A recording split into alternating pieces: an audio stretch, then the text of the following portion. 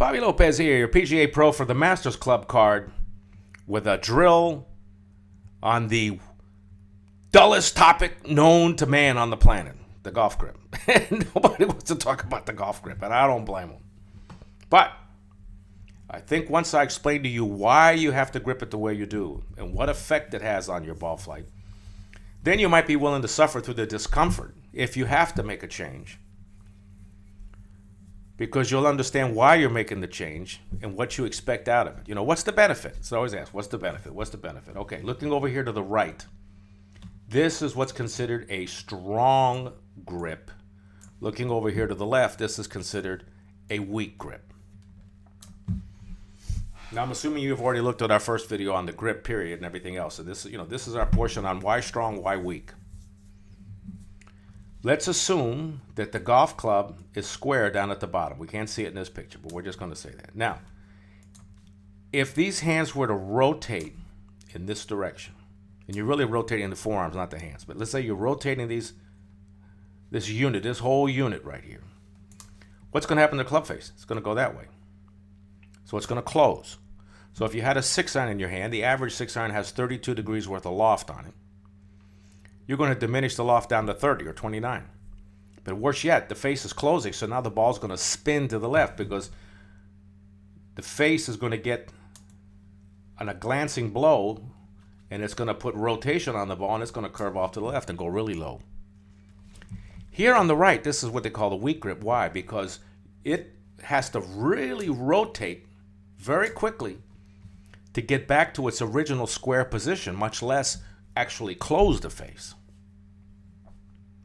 Because if you start from here and you go to rotate your hands, and instead of getting all the way to here, you only got to there, guess what? That club face is going to be open, which is going to put clockwise spin on the ball, and it's going to go high and go to the right. So in this example over here on the right, you're taking a 6-iron, turning it into a 7-iron. And that's why you lose distance with the weak grip. This example on the right here, what did I say left? Left. Anyway, the example on the left is a weak grip. The example on the right, you're actually strengthening the club, so you're taking the 6-iron, turning it into a 5-iron. That's why the ball goes lower. Now, let me show you an example of why the club needs to rotate over. And that's why you have to grip it the way you do. The club has to rotate around the axis. Now, let me show you right here. Here's Craig Perks. Won the one of the majors. Jacksonville somewhere, something. Here we go. Boom, watch. Boom, boom, boom. See it rotate? And look at his grip when he starts. This is what we consider pretty much neutral. If this was strong, and that's weak, in the middle is neutral. But the neutral requires that he rotate his forearms through the hitting area. In fact, I almost feel like I'm starting to do it here earlier before I even get to the ball. Rotate over, or start looking to the right because it's going to be in somebody's yard. Right here, down, boom, boom, boom. Come on. Here he is. Now watch this club face. Watch. Look at that. Where's the club face pointed? That way. A lot of people think the club face follows the ball. No. You've got to rotate this club around the axis. Let me tell you something. It ain't easy. Because watch. A tennis racket, the shaft would be in the center. So there's just as much weight on one side of the axis as the other. Makes it a lot easier to rotate it. With a golf club, you've got all the weight outside the axis. So you really have to make an effort to rotate that club over. And if your grip is weak, boy, you have to hustle. This grip right here would have to really move quick to pull it off. This grip has an advantage in that it's already on the other side, the right-hand side of the shaft if you're right-handed. So if you're going to rotate it back to where the crease is straight up and down, that club face is going to be more closed than it was when it started.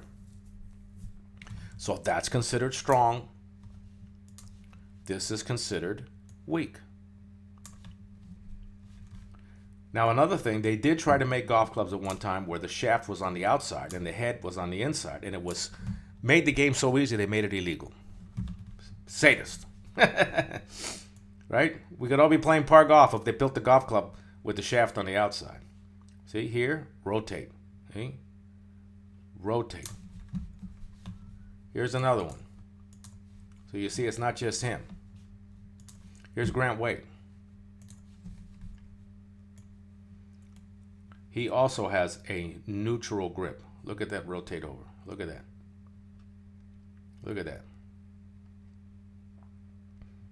See?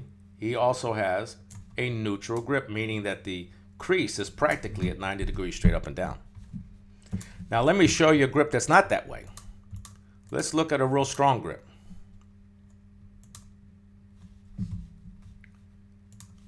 Dave Duvall, look at that grip. Madon, look at that. Man, let's put that, that's even stronger than this supposed strong grip. It's really strong. So what does he have to do? If he were to rotate these forearms over as he should, that club face would be severely closed. So what does he do? He, instead of pronate, he actually supinates. Look what he does with his hand right there. Compared to our pal we had here, Perks. See?